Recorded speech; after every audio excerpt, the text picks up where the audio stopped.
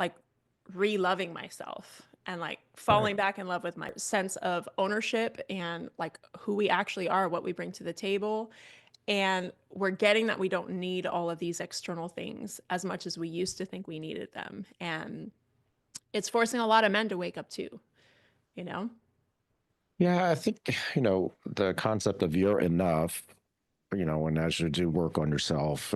And once we know it, it's hard to unsee it. And I think a lot of women that I spoke to, while I was making my decision, that was a lot of the through line I heard was like, I didn't know how hard it was going to be for me after to go through like re-loving myself and like Right. falling back in love with my body and getting to know this body that doesn't look the way that I've been used to looking for 10, 15, 20 years.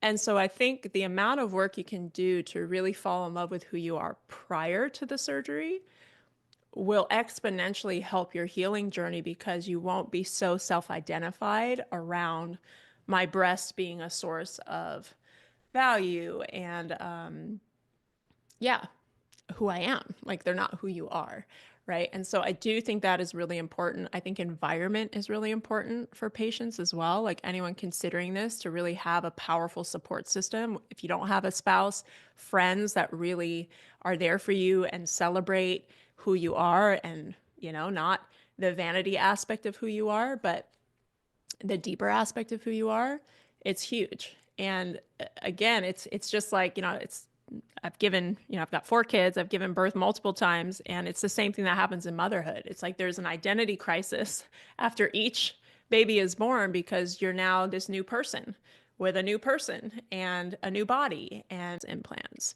And it's liberating if you look at it that way. It is a liberating and beautiful initiation into a deeper understanding of who you are. And I think it can really be that powerful initiation for people if they choose to take it and see it that way. And then what would you, because that's a lot of self work. And I always say this, but, I give, and refer folks to Amanda Savage Brown's book, Busting Free, which is about explant. And we talk about it. Are there some, Play as a wife, as a mother, as a partner. Who am I? And so for women, answering that question looks different for everybody. But for me, in my journey and all the clients I work with, I always say it starts with the body. Your body as a woman it's your litmus test for everything. It's your access